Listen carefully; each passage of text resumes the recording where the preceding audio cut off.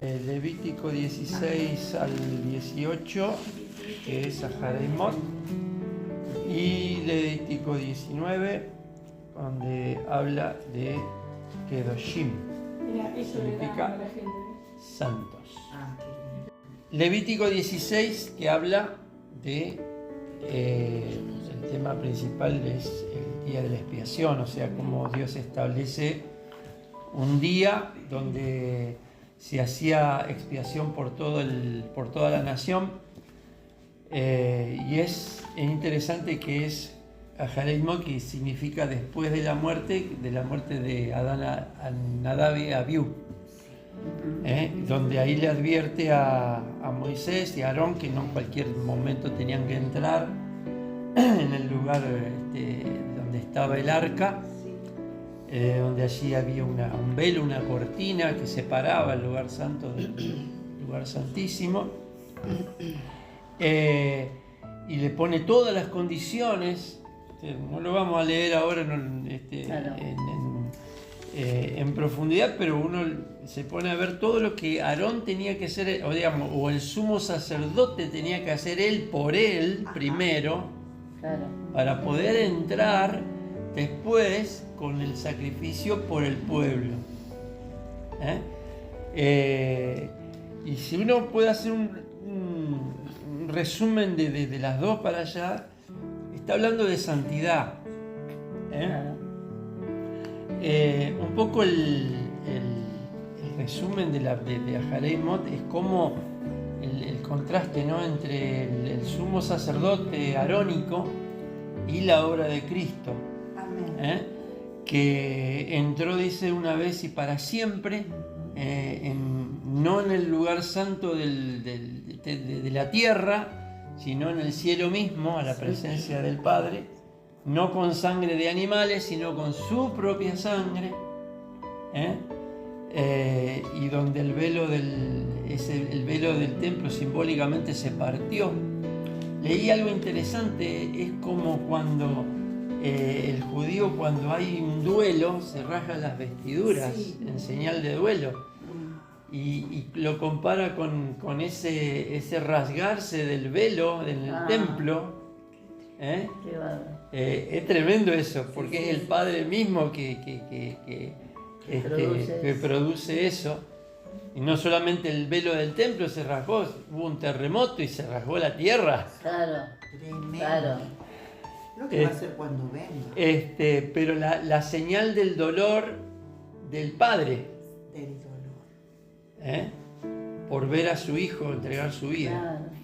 Lo que importa es que todo esto que dice Levítico es sombra de lo que había de venir. Amén. Ahí en Hebreos capítulo 5 hace la comparación, ¿no es cierto?, entre el sumo sacerdote terrenal, digamos, y la obra del Mesías. ¿5 cuánto, pastor? 4, 14 y después el capítulo 5, que sigue hablando de lo mismo, pero leo solamente 2 versículos donde dice: teniendo un gran sumo sacerdote que traspasó los cielos, Yeshua el Hijo de Dios, retengamos nuestra profesión, porque no tenemos un sumo sacerdote que no pueda compadecerse de nuestras debilidades, sino uno que fue tentado en todo según nuestra semejanza, pero sin pecado. Y donde dice después: acerquémonos pues confiadamente al trono de gracia, para alcanzar misericordia y hallar gracia en el oportuno socorro. En Levítico leemos que solamente el sumo sacerdote podía acercarse en representación del pueblo, y eso una vez al año. La muerte del Mesías abrió el camino, rasgó el velo, para que todos, a través de ese sacrificio, pudimos llegar a la presencia del Padre. Pudiésemos, como dice acá, entrar confiadamente, sin riesgo a morir. Porque ¿Cuánto, pastor? Perdón. Esto es el Hebreos 4, 14 al 16. Después el capítulo 5 dice: todo sumo sacerdote tomado de entre los hombres, constituido a favor de los hombres en lo que a Dios se refiere, para que presente ofrendas y sacrificios por los pecados. Pablo está hablando acá justamente de las leyes de Levítico. Ajá. Está explicando eso. Claro. Y va haciendo el contraste con la obra del Mesías, que lo hizo ya una vez y para siempre. Ajá. Es interesante junto con Levítico leer todos estos pasajes de Hebreos, leerlo, porque como dije, todo lo que Levítico se explica tiene que ver con la obra del Mesías, obviamente. Solamente que la obra del sacerdote terrenal alcanzaba para un año y no quitaba los pecados, sino que simplemente los cubría. Claro. La obra del Mesías es más completa, que abarca, digamos, desde Pesaj hasta Yom Kippur. Digamos, Pesaj es el cordero que es sacrificado para la libertad y para librarnos de la muerte. Yom Kippur es el sacrificio que quita el pecado. Amén. Directamente.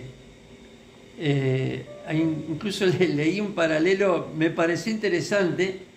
Recuerdan que, bueno, está explicado aquí también en Levítico 16, los dos machos cabríos, uno que se sacrificaba y otro que se liberaba al desierto.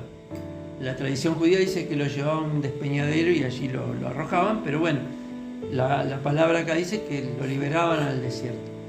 Y alguien hacía la comparación entre cuando Jesús, Pilato lo pone delante del pueblo y lo pone al lado de Barrabás. Uno es sacrificado y otro es liberado. El más desastroso es liberar. El que era para Azazel. Claro. Bueno, son detalles que a la palabra no se le escapa nada, ¿no? Al Señor no se le escapa nada. Todo un paralelo. Hay todo un paralelo. No quería profundizar demasiado en esta para allá, sino quería un poco centrarme en la siguiente, en Kedoshim. Si bien, como dije, uno habla de los sacrificios, del ministerio sacerdotal, de todo eso, que tiene que ver con santidad, porque Amén. Si el sacerdote no estaba en santidad, corría peligro su vida. Claro. Sí. A uno lo sacaron con... Dice que por eso tenía las campanitas, ¿no? Porque Depende de cómo sonaba. si no sonaba mal la campanita por un rato es porque... Caput.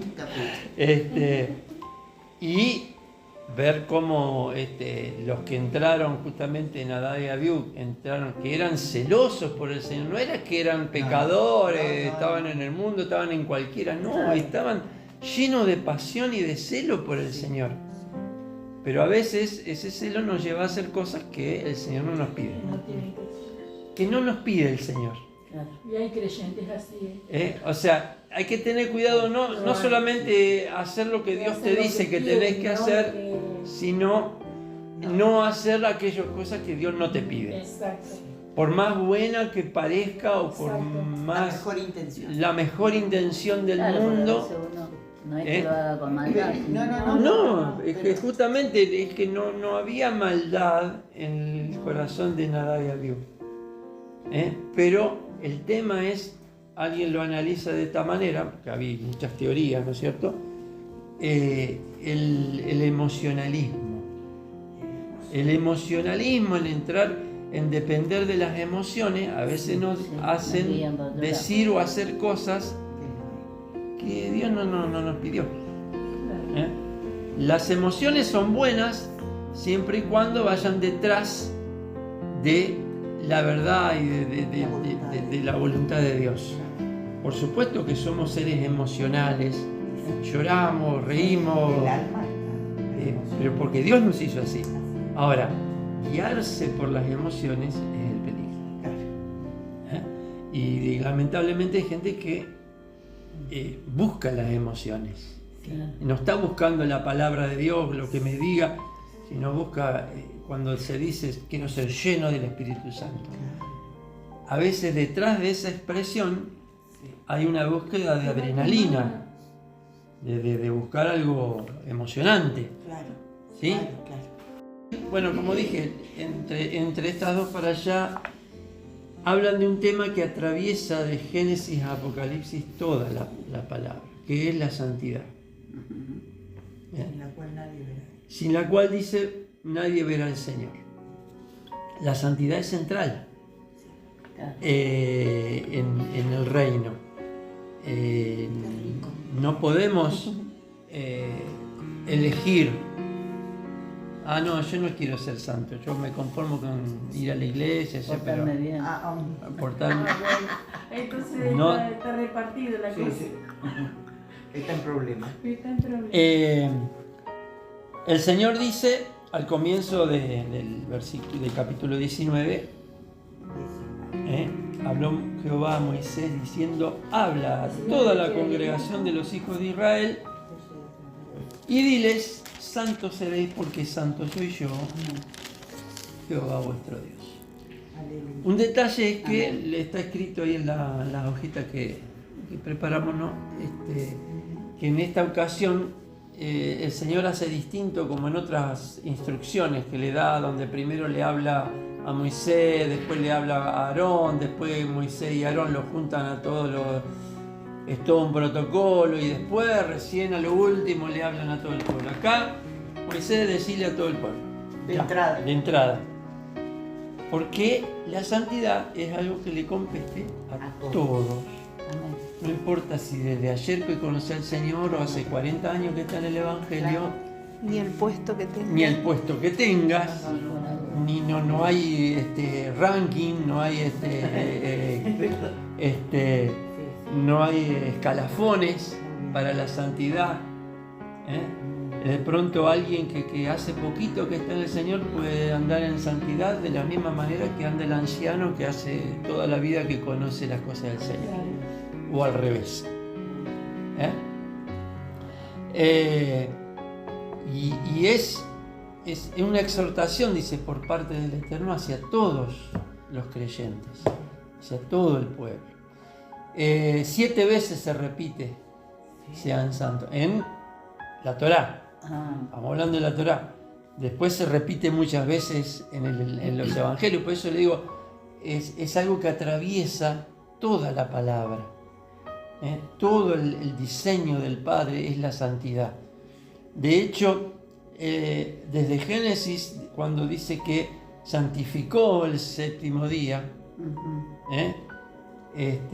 Dios quiere un pueblo apartado, un pueblo distinto, que eso significa ser santo, no significa la santidad, no podemos mirarla como un estado de nirvana,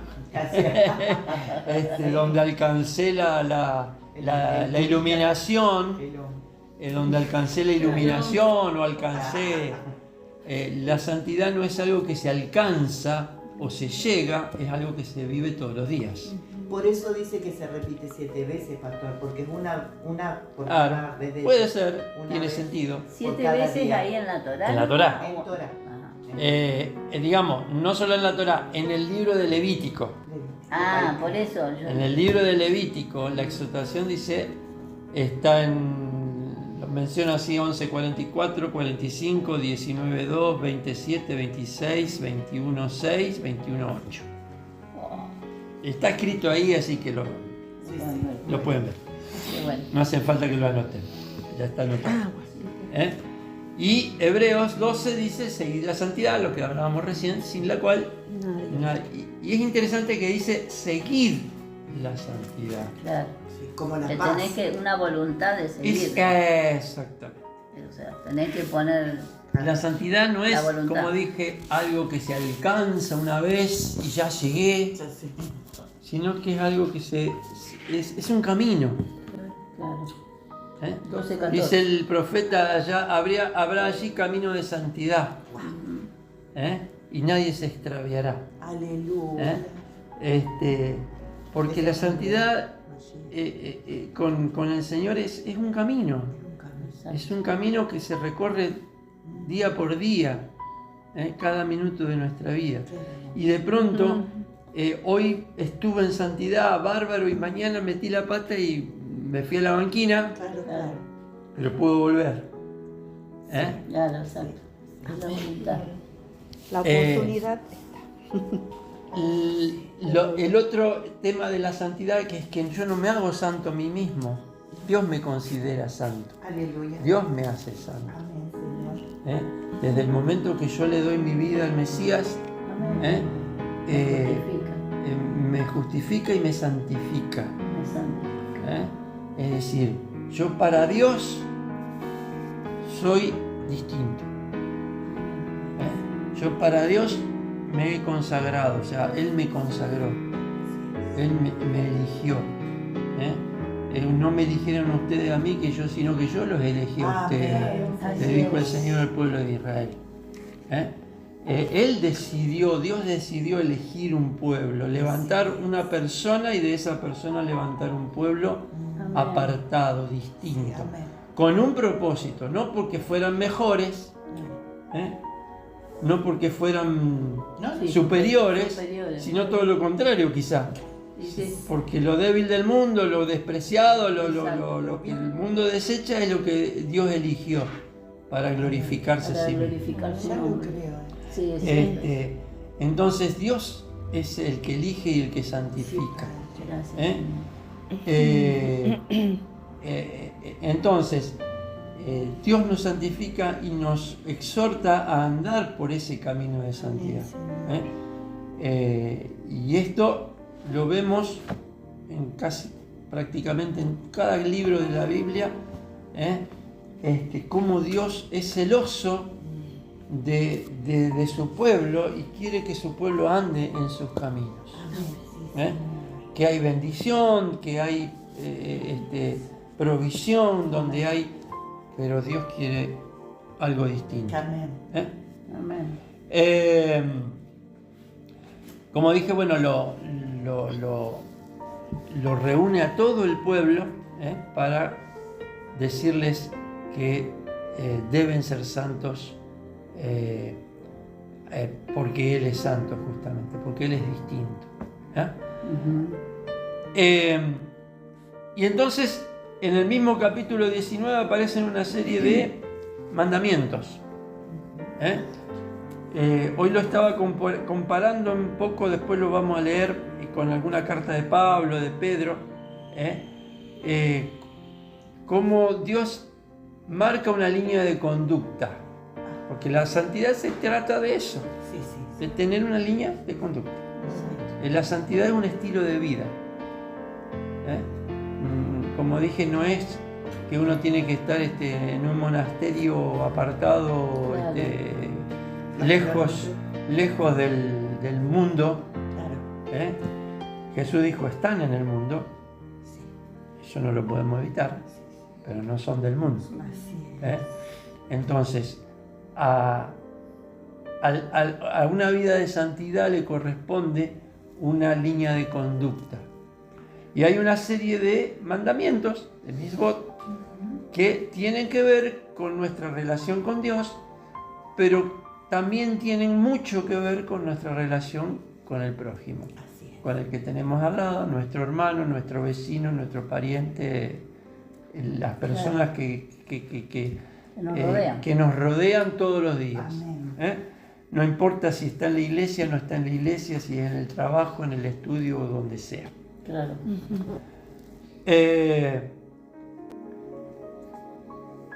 Y es interesante cómo la santidad tiene que ver. En el versículo 3, cada uno temerá a su madre y a su padre. Miren qué simple, pero qué profundo. Y hoy en día, temer es respetar, obviamente. Los jóvenes tan En los 10 mandamientos dice honrar, que es también lo mismo. Respeto. El respeto y la honra. Claro. Pero eso tiene que ver con santidad. Habrá gente que no conoce a Dios, que ama a sus padres, los cuida, los respeta, pero no es santo. Que sí, Claro. por supuesto.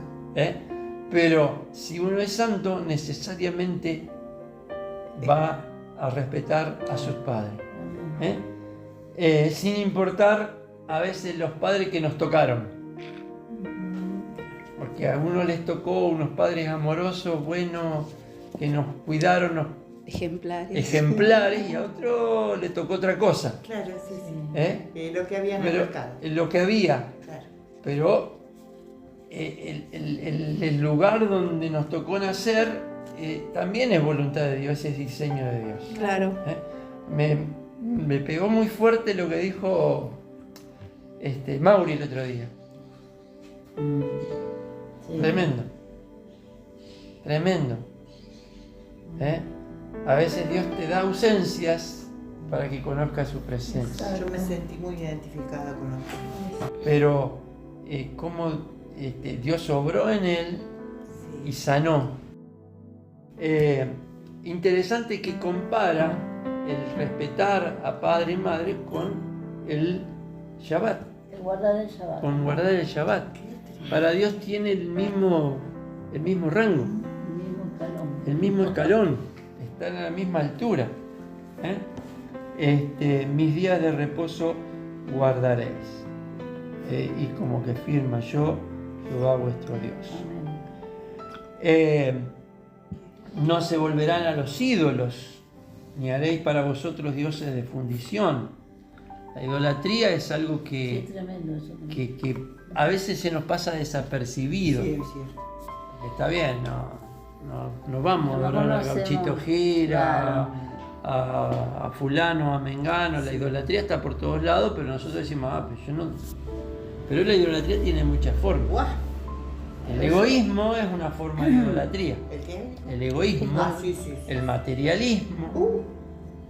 Y a veces idolatrar personas también. También. Porque a veces vos te vas Poner a una persona así en un pedestal. ya sea tu hijo también. Cualquier cosa. Todo lo que que quiera tomar el lugar de Dios o anteponerse en prioridad a Dios es idolatría. Por más que sea algo legítimo. Cuando ofrezcan sacrificio de ofrenda de paz a Jehová, ofrecerlo de tal manera que sean aceptos. Hacerlo de manera que realmente esa sea una ofrenda que agrada al Señor. Está la ofrenda de Abel y está la ofrenda de Caín. No estamos muy seguros de cuál fue la actitud de Caín para que Dios no acepte esa ofrenda, pero obviamente no fue la actitud correcta. De manera que cuando damos una ofrenda, cuando damos un servicio al Señor, que también es ofrenda, estamos ofrendando a veces de nuestro tiempo. Exacto. Hacerlo de manera que sea agradable al Señor. No protestando. Exacto. Póngale la característica que ustedes quieran, pero siempre tiene que ser algo que realmente agrade al Señor. Amén. Pablo es el que enseña, no den por necesidad ni por obligación, porque Dios, ni con tristeza, porque Dios ama al que da con alegría. Amén. Aún las ofrendas. Las ofrendas, un poco está hablando de ofrendas acá, ¿no? Claro. Nosotros no llevamos animales, no sacrificamos animales, pero damos nuestra ofrenda. Sería lindo. Luego habla, es interesante cómo pasa de cosas muy santas, podemos decir, como los sacrificios, las ofrendas, a cosas cotidianas. Eso es lindo. O sea, lo más elevado que nos podemos imaginar, las ofrendas, la adoración, todo eso, y el trabajo en el campo, el trabajo, lo que hacemos todos los días, Secular, claro. que tienen que tener el mismo nivel de santidad. Qué tremendo. Uno no puede ser santo en la iglesia, en la reunión, esas 2 horas que dura la reunión, somos unos santos bárbaros ahí. Sí, esas 2 horas. Y después al otro día andamos rezongando y haciendo cualquiera. Sí, la boca por oro, no puede O a ser. veces nuestro lenguaje ya cambia. Dice, cuando sigues esto, podemos hacer un ejercicio, cómo lo podemos aplicar. Sí, siempre. Porque ninguno de nosotros tiene campo para sembrar, ni para cegar. Ni siquiera si lo tuviéramos no lo haríamos de la forma que se hacía en esta época. Claro. Cuando ciegues la mies de tu tierra, no segarás hasta el último rincón de ella, ni espigarás tu tierra segada. No rebuscarás tu viña, ni recogerás el fruto caído de tu viña. Para el pobre y para el extranjero lo dejarás, yo Jehová vuestro Dios. ¿Cómo era la costumbre? Obviamente no había cosechadora, no había máquina, era la hoz, juntar los manojos, cortar, amontonar y después ir juntando. Y en ese proceso mucho grano caía en la tierra. Si uno era avaro, tacaño, iba a andar juntando todo lo que se caía. Pero el Señor dice, no junte, deja que alguno que necesita, algún pobre que pase por junte, ahí, lo levante. Eso es lo que hizo Ruth, La muevita. Vos. que la dejó, vos la dejó espigar en el campo. Ya la había visto.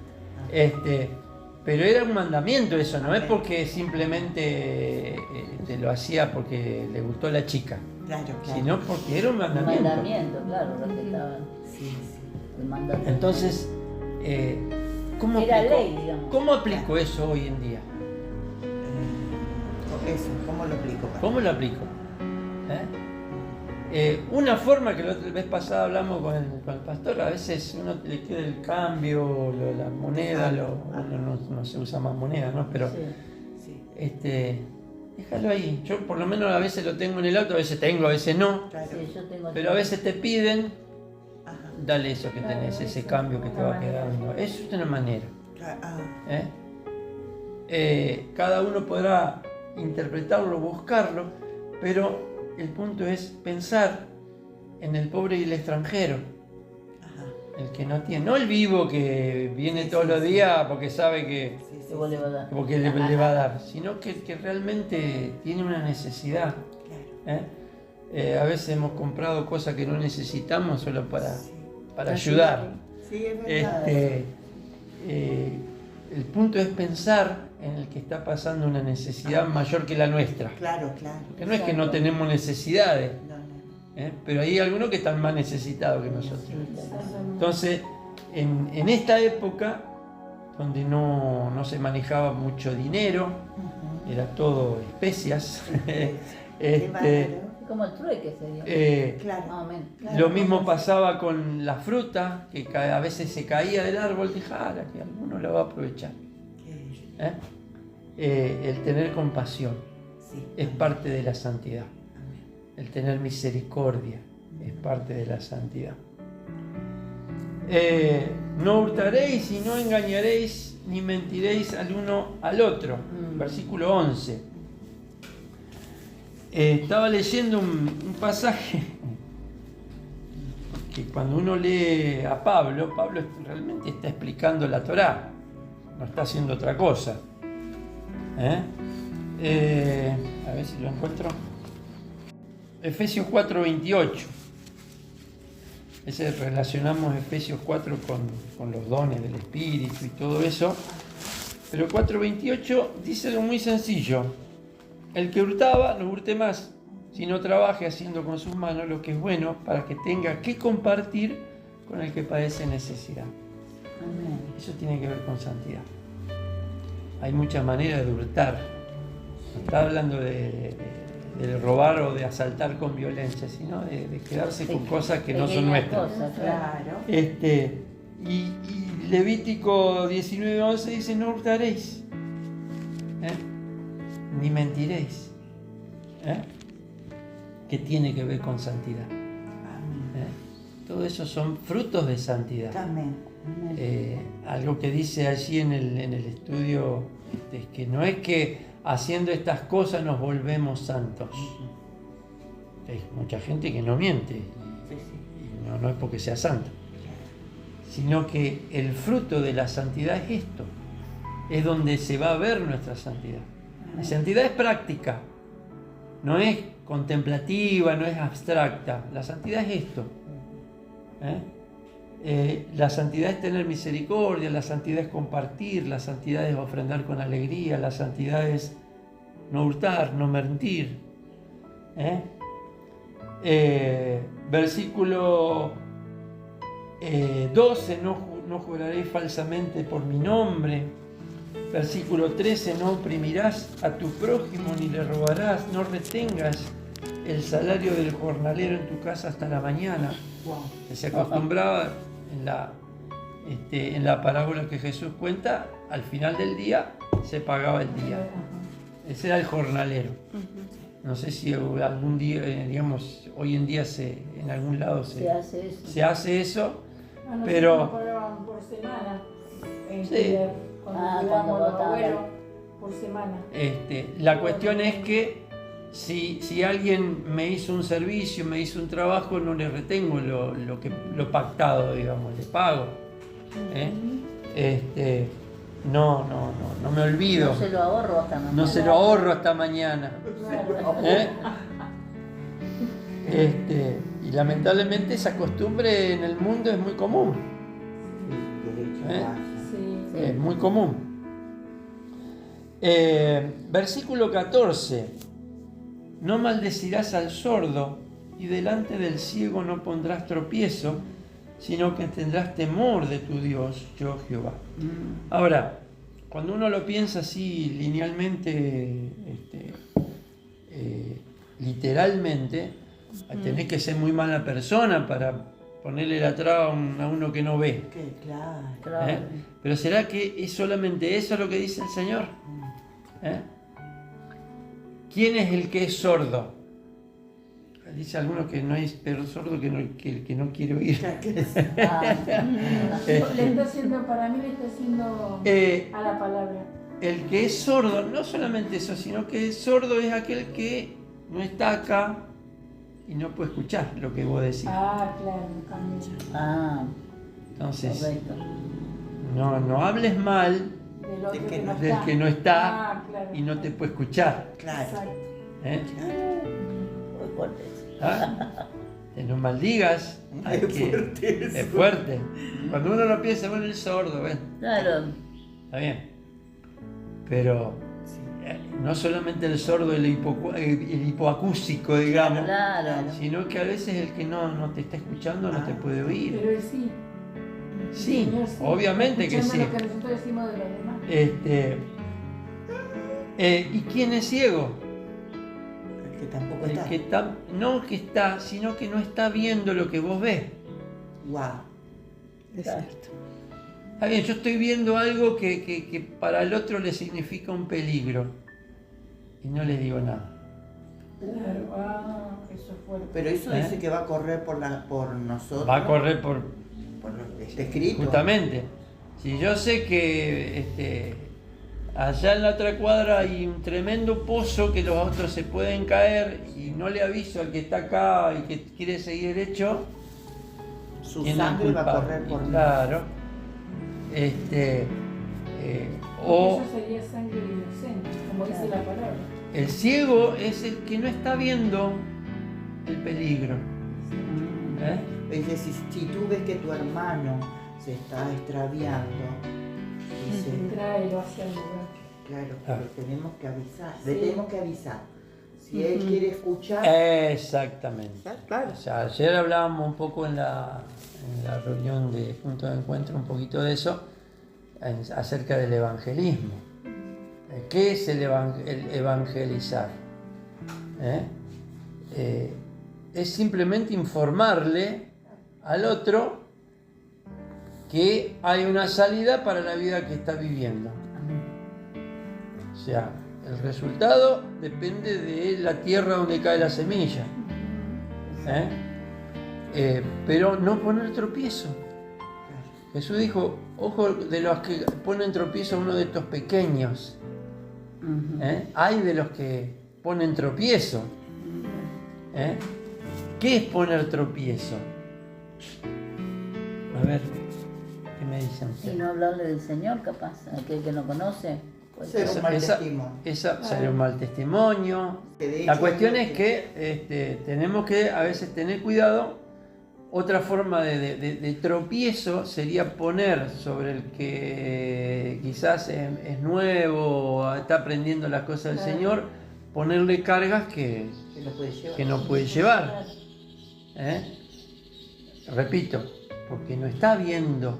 Ninguno de nosotros ve todo. No, para nada. Ninguno. No, ¿Eh? no. Cada Vemos, uno sí, tiene una Pablo, mirada como es por distinta. espejo oscuramente. Pero de pronto, si nosotros estamos viendo algo que alguien no lo está viendo, nuestra obligación es justamente librarlo de aquello que esa persona no ve. Sea algo espiritual, sea algo físico, en el ámbito que usted quiera. Sí, sí, sí, ¿Eh? sí, sí. Pero fíjense las implicancias que tienen, no pondrás tropiezo delante del ciego. Es así. Versículo 15, no harás injusticia en el juicio. Decía, escribió como es José Hernández en el Martín Fierro, que la ley es tela de araña, que el bicho pequeño atrapa al bicho chico, pero el grande la rompe. ¿Por qué? Porque hay jueces corruptos, hay jueces que no juzgan con justicia. Sí, que son comprados aparte por ahí. Pero no solamente tiene que ver con el que está en autoridad siendo juez. A veces nosotros también juzgamos. Sí. Y no somos jueces, pero juzgamos. No harás, dice, injusticia en el juicio, ni favoreciendo al pobre, ni complaciendo al grande. Fíjense que dice no favoreciendo, bueno, es pobre, ¿qué va a hacer? ¿Qué le vamos a sacar? El tipo... No. Ni complaciendo al grande. Para que da bien. Juzgarás con justicia, juzgarás a tu prójimo. Hay una para allá que empieza eso, justicia perseguirás. Quiere decir, justicia por medios justos. Justicia por medios injustos no es justicia. No, que para eso tenés que ser neutral. Claro. No andarás chismeando. La para allá anterior habíamos visto del Lashon Hará. No hay mucho que agregar a esto, ¿no? Me llama la atención que justamente seguido a no andarás chismeando, dice no atentarás contra la vida de tu prójimo. Es como si tuviesen relacionado una cosa con la otra. Jehová, otra vez. No aborrecerás a tu hermano en tu corazón. A veces hay personas que son fáciles de amar y hay personas que son un poco más difíciles. Pero Dios nos ama a amar. Razonarás con tu prójimo para que no participes de su pecado. Hay varias palabras acá que se traducen como hermano, prójimo, hijos de tu pueblo, los Benam, los hijos del pueblo, y hay como 4 palabras que se traducen así como prójimo, y todos tienen un significado parecido pero distinto, porque uno puede pensar en el hermano, en el hermano espiritual, el que está en la iglesia, pero también dice el hijo de tu pueblo. Ya no es solamente el hermano de la iglesia, Pueblo de Dios sería. puede ser del pueblo de Dios. Y ellos... Pero también dice, cuando dice de tu hermano, está hablando de otro ser humano, no necesariamente. O sea, a Jesús le preguntaron, ¿quién es mi prójimo? 19. ¿Cuánto? 19, 17. A Jesús le preguntaron, ¿quién es mi prójimo? Como queriendo justificarse. Porque dentro del judaísmo también hay de todo, ¿no? Y una de las corrientes puede pensar que prójimo es el que comparte mi fe. Claro. Ese es mi prójimo. Claro. Lo demás No son. Y Jesús enseñó otra cosa. Todos. Obviamente, Pablo dice, haced bien a todos, mayormente a los de la familia de la fe. Pero no obstante, cualquier persona que necesite una ayuda o que yo se la pueda brindar, por ahí necesita ayuda, pero yo no lo puedo ayudar porque no está a mi alcance, pero cualquier persona que de pronto necesita ayuda y está a mi alcance poder ayudarla, es mi prójimo. Sí, totalmente. Eso es la parábola del buen samaritano, Claro. que le puso la vena así a los judíos porque era samaritano. Sí. Si Jesús contaba la historia dentro de todo el pueblo judío, bueno, pero Jesús a propósito pone a un samaritano, porque entonces el prójimo también es el que no comparte mi forma de pensar, Claro, sí. mi fe, mi ideología. También es mi prójimo. Un vecino también. Un vecino. Un vecino que no conoce o que no practica otra fe, digamos, de último. Entonces, justamente dice, razonarás. Tratar no de discutir, sino de razonar. Que es difícil. Son cosas que parecen sencillas, pero a veces no son tan sencillas, ¿no? Y vuelvo a repetir, todo eso. Y hasta puede malinterpretarse. Para que no participes de su pecado. Para que no participes. Claro. No te vengarás, dice, ni guardarás rencor a los hijos de tu pueblo.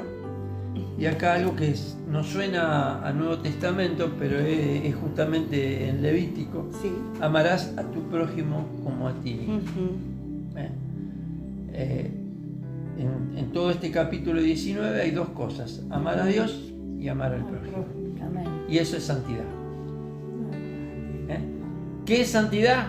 Si quisiéramos resumirlo, amarás a Dios con toda tu fuerza, con todo tu corazón, con todos tus recursos, y amarás a tu prójimo como a ti mismo. ¿Qué es amar al prójimo como a mí mismo? Gilel decía, lo que quieras que te hagan a ti, hazlo tú a tu prójimo. Claro. Eso es amar a tu prójimo como a ti mismo. Como quieres que te traten, Amén. trátalo a los demás. Exactamente. Yo lo enseñaba, es un dicho popular, Sí. pero lo enseñó Gilel. Cuando alguien le dijo, enseñame Torá mientras estoy parado en un solo pie. Entonces Shammai lo sacó carpiendo, que no se podía, pero Gilel fue más sabio en ese sentido, y le dijo, esas dos, lo demás es comentario. ¡Wow! Toda la Torá en Digamos, resumió toda la Torá en esas dos cosas. Y Jesús hizo lo mismo. Amén. ¿Cuáles son los dos mandamientos más importantes de toda la Torá? Amarás a Dios y amarás a tu prójimo. Así es. Todo eso es la Torá y los profetas.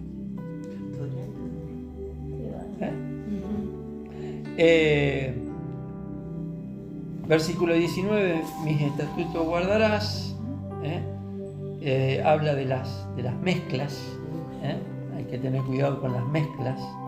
Acá habla de semillas y de animales, de no ayuntar animales ni sembrar distintas semillas en el mismo lugar. Claro. Pero un poco la profundidad de esto es la mezcla. A veces tenemos mezcla. Ni hablar. Tenemos que tener cuidado en mezclar cosas que no tienen nada que ver una con la otra. Dentro de nosotros tenemos. Dentro de nosotros Sí. tenemos un montón a veces de mezcla que hay que empezar a separar. Amén. Todo esto que leímos es justamente santidad. Amén. Como vemos, hay cosas terriblemente profundas y hay cosas tan sencillas como no andar chismeando. Y todo eso indican, cuando andamos en esas cosas, indican una vida de santidad. Nos muestran ese camino de santidad. Que no depende la santidad de lo que hagamos, sino que lo que hacemos depende de esa santidad, al revés. ¿Por qué hablas? Nunca maldices, nunca dices nada. ¿Por qué? Porque es santo. A veces hay personas que en alguna área de su vida tienen que hacer un esfuerzo para cuidarse de algunas cosas. No quiero puntualizar, pero cada uno puede saber en qué es lo que a mí más me cuesta, qué es lo que más me cuesta. Cerrar la boca. Cerrar la boca. ¿Quién fue que dijo? Estaba leyendo a alguien, un filósofo que dijo, tardamos 2 años en aprender a hablar y 60 en aprender a cerrar la boca. Ay, sí. Claro. Y yo creo que toda la vida tardamos.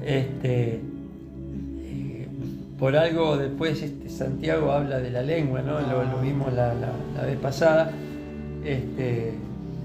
Le da con toda la fuerza y con el hacha a justamente ese layón jará que trae tantas malas consecuencias.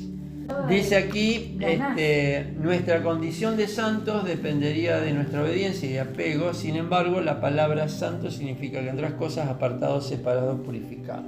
Entonces, debemos andar en esas conductas porque somos santos.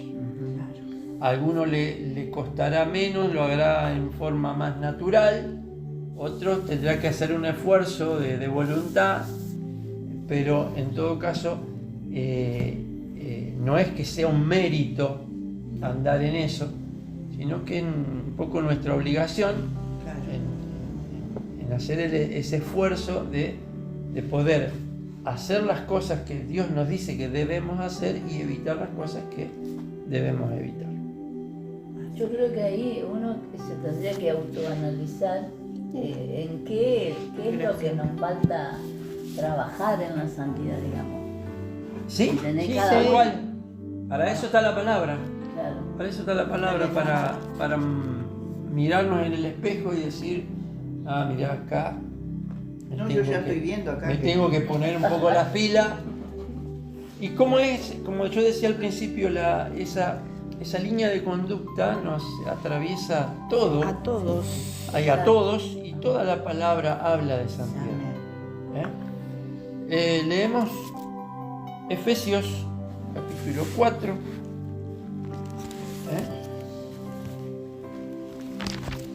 Bueno, 1 Corintios 6:11 dice, ya habéis sido lavados, ya habéis sido santificados. Eso, partamos de esa base. Amén. Ustedes ya son santos, dice el Señor. Amén. Ya habéis sido justificados en el nombre del Señor Jesús por el Espíritu de nuestro Dios. O sea, como dijimos al principio, Dios es el que te santifica. Amén. Dios me santifica. Entonces yo debo honrar lo que Dios ha hecho en mí. Amén. Porque no es que nos convertimos en robots y a partir de que acepté al Señor ya está todo solucionado y al otro día soy un ángel caminando porque ayer acepté a Jesús y mañana ya ando a medio metro del suelo. No. Seguimos caminando aquí en la tierra y tenemos que esforzarnos por honrar lo que Dios hizo en mí en un momento y que está haciendo en mí. Sí, amén. Hay un versículo en Primera Tesalonicenses que dice que el mismo Dios de paz os santifique por completo. Eso, en algún momento de mi vida, ese versículo trajo mucha paz. Sí. Porque yo me estaba esforzando por algo que Dios ya había hecho. Claro, amén. A veces nos esforzamos por hacer cosas que Dios ya hizo. Más allá de cuestiones que son por ahí abstractas y cuando hablamos de santidad, de espiritualidad, está lo práctico. Lo práctico. Lo que leímos recién en Levítico, que son cosas muy prácticas. No conformarnos, dice este siglo. Claro. Ya, bueno, yo soy así, ¿qué va a ser? No. Claro. O hay gente que te dice, a mí me Y gusta. a mí no me quieran cambiar porque yo soy así, yo nací así, Y no. no sé si voy a cambiar. Eso así, es, dice. eso es conformarse. Claro, conformismo. Dice, sino transfórmense por medio de la renovación del entendimiento. Tal cual. Ujú. Dios nos da, el Espíritu nos da entendimiento. Cuando nos da entendimiento, entonces sabemos cuál es la posición que tenemos que tomar, o cuál es la reacción que tenemos que tener, o cómo debemos pensar. ¿Eh? Entonces, renovar nuestro entendimiento significa, Romanos 12, significa que de pronto las cosas que antes me parecían normales, ¿qué va a ser? Comunes. Humana. Resulta que Dios me renueva el entendimiento. Ahora entiendo cosas que antes no entendía. Ajá, claro. ¿Sí? Entonces, ese entendimiento nuevo me hace que entienda de otra forma, o entienda mejor la voluntad de Dios. Amén. Entendiendo la voluntad de Dios, yo hago lo que es la voluntad de Dios. Amén. O sea, no hay acá algo mágico. ¿Por qué estudiamos la palabra? ¿Por qué nos reunimos a estudiar? Porque queremos entender. Exacto. No es que lo vamos a entender todo, pero queremos entender lo que Dios quiere que entendamos. Amén. Dios quiere que entendamos cosas. Pablo dice que tenemos que ser entendidos en la palabra. Como el burro. No expertos, pero entendidos. Entendido. Claro. Y eso es un camino. Es un camino. Lo que quería leer, hablando de las cosas así cotidianas, es que se parece mucho en muchos aspectos a lo que dice Levítico, porque Pablo habla de Torá, no habla de otra cosa. A veces pensamos que Pablo era un erudito por sí mismo y que trae cosas nuevas que nunca nadie enseñó, pero Pablo está enseñando Torá todo el tiempo. Todo el tiempo. Versículo 17 de Efesios 4 dice: esto pues digo y requiero en el Señor que no andéis como los otros gentiles que andan en la vanidad de su mente. Bueno, ustedes vinieron al Señor, tienen nueva vida en Cristo, ahora no pueden andar como andan los del mundo. Claro. Tiene que haber una diferencia, porque si no, Claro, sí. explica cómo anda la gente del mundo. Versículo 20: ustedes no han aprendido así de Cristo, si de verdad han sido por Él enseñados. Versículo 22: en cuanto a la pasada manera de vivir, despojados del viejo hombre, o sea, las viejas actitudes. Amén. Que está viciado. Está viciado. Y renovaos de nuevo en el espíritu de vuestra mente. Lo mismo que dice Romanos 12. Pablo era congruente con lo que enseñaba. La mente tiene un espíritu. La mente tiene un espíritu, el espíritu de vuestra mente, dice. Habría que analizarlo bien desde el griego, que es lo que dice ahí, pero bueno, no importa. La cuestión es renovaos en la mente, que es más o menos lo que dice Romanos 12, renovación de nuestro entendimiento. Claro. Vestidos del nuevo hombre creado según Dios en la justicia y santidad de la verdad. Desechando la mentira, hablen verdad. Mirá qué fácil que le hace Pablo, porque antes uno recurría a la mentira para zafar. Claro. No es que vivía en una mentira. Mira, no pude llegar porque tal cosa. Sí. Y no pude llegar porque me dormí. Claro, seguro. Claro, decir la verdad, así más No fácil. tenía ganas de ir. Dice no sé si es coach, Yokoi Kenji, no sé si Sí. lo han oído nombrar, es la mentalidad del japonés. Cuando uno llega tarde acá en Argentina, enseguida pone una excusa: no, que se me demoró el colectivo, no, que Siempre hay algo. siempre hay algo.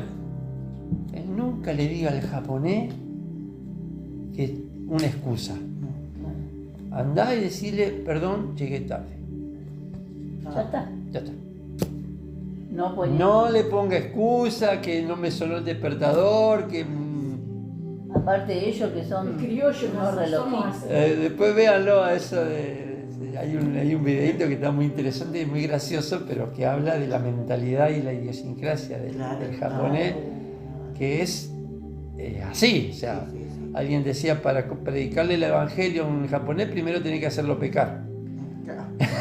Ah, mirá, sí. Sí, porque ellos son Muy legalista. No es que sean legalistas, No. tienen una línea de conducta. Tienen conducta. Claro. Tienen conducta. Tienen conducta. Claro. ¿No viste cómo Bueno, trabajan? la cuestión es, dice, no mintáis. Desechando la mentira, hablad verdad cada uno con su prójimo. Repulcro, todo el día están. 26. Airaos, pero no pequéis. Enójense, pero no pequen. Y no se ponga el sol sobre vuestro enojo. Que cuando llegue la noche ya que se te haya pasado. Claro. Ni deis luz. El que hurtaba, esto lo leímos hoy, el que hurtaba no hurte más y no trabaje. 29. Ninguna palabra corrompida salga de vuestra boca, sino la que sea buena para la necesaria edificación. Quítese, versículo 31, quítese de vosotros toda amargura, enojo, gritería, maledicencia, toda malicia. Sed benignos unos con otros, misericordiosos, perdonándoos unos a otros. Todo eso tiene que ver con santidad. Amén. Y ya para ir finalizando, el pasaje que está acá de 1 Pedro 1. Ajá, acá. 13. Bueno, dice al final, ¿no? Para reflexionar es importante que como pueblo de Dios, como hijos del Eterno, somos redimidos, como redimidos de Yeshua, tengamos en claro nuestra condición de santos. Que nuestra condición de santos depende de lo que Él hizo por cada uno de nosotros, de la obra del Mesías en la cruz, no de nuestro mérito. ¿Por qué entonces tanto mandamiento? Porque una y otra vez en su palabra el Eterno nos exhorta a conducirnos en todas las áreas de nuestra vida conforme a los parámetros de santidad y justicia. Porque es necesario que lo que hacemos o nos abstenemos de hacer esté en concordancia con lo que somos.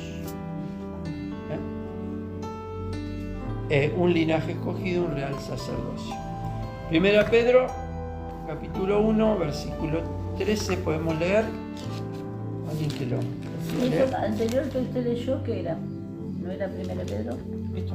Esto. Eso. Perfecto. Por tanto, ceñid los lomos de vuestro entendimiento. Otra vez, perdón, hay otra vez el entendimiento. Ajá. Claro. Como todo comienza con la mente. Con el espíritu de la mente. Cómo todo está, y este es Pedro, ya no es Pablo. Ya no es Pablo. Cómo todo está en cómo pensamos, cómo nos obligamos a pensar y cómo entendemos. Sí. Y en la medida que uno entiende, uno tiene más revelación. Amén. La revelación no viene mágicamente, porque un ángel baja y te lo explica. El entendimiento viene con la perseverancia de estudiar la palabra en oración. En oración. Eso es lo que me decía siempre. Estudiar en oración. Orar, Estudiar la palabra. Estudiar Orar. con oración, orar con la palabra. Y orar con la palabra es la oración eficaz. Amén. Seguí leyendo, Omar. Bueno, digo de vuelta. Por tanto, ceñid los lomos de vuestro entendimiento, sed sobrio y esperad por completo en la gracia que se os traerá cuando Jesucristo sea manifestado. Ese es 13. 14, seguí. Como hijos obedientes, no os conforméis a los deseos que antes teníais, estando en vuestra ignorancia. Perdón, muy parecido a lo que Pablo está diciendo en Efesios. Tal cual. Cuando dice, ustedes antes eran así, pero ahora ya no. Claro. 15. Sino, así como aquel que os llamó es santo, sed también vosotros santos en toda vuestra manera de vivir, porque escrito está, sed santos porque yo soy santo. Ahí está. En toda vuestra manera de vivir. Amén. No en mi manera de pensar solamente, en la manera de vivir. Seguimos leyendo a alguien que siga desde el versículo 17. Y si invocáis por Padre a aquel que sin acepción de personas juzga según la obra de cada uno, conducíos en temor todo el tiempo de vuestra peregrinación. Ahí está. La conducta. La conducta. Sabiendo que fuiste rescatado de vuestra vana manera de vivir, la cual recibiste de vuestros padres, no con cosas corruptibles como oro o plata, sino con la sangre preciosa de Cristo, como de un cordero sin mancha y sin contaminación, ya destinado desde antes de la fundación del mundo, pero manifestado en los postreros tiempos por amor de vosotros, y mediante el cual creéis en Dios, quien le resucitó de los muertos y le ha dado gloria, para que vuestra fe y esperanza sean en Dios, habiendo purificado vuestras almas por la obediencia a la verdad, mediante el Espíritu, para el amor fraternal no fingido. Amaos unos a otros entrañablemente de corazón puro, siendo renacidos no de simiente corruptible, sino de incorruptible, por la palabra de Dios que vive. Ahí está.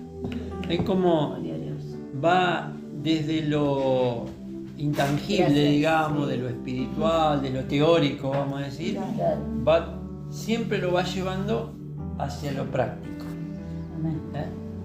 O sea, porque una vida espiritual sin estas cosas prácticas no es vida espiritual. La vida espiritual tiene que ver con lo material. Y las cosas que nos parecen materiales de pronto son más espirituales que muchas otras cosas. El dinero es espiritual si uno lo entiende. Nuestra conducta, lo que decíamos recién, no mentir, ser justo, dar ayuda a quien lo necesita, son cosas espirituales. O sea, son cosas que están dentro nuestro. Lo espiritual se manifiesta en lo material. Y eso es la santidad, manifestar lo que tenemos dentro en las cosas materiales. Así que bueno, hay para seguir hablando un montón, pero básicamente sed santos porque Dios es santo. Y Dios quiere un pueblo santo. No santo en la teoría, no santo en la iglesia, en la reunión, sino santo en toda, como dice Pablo, en toda vuestra manera de vivir. Amén.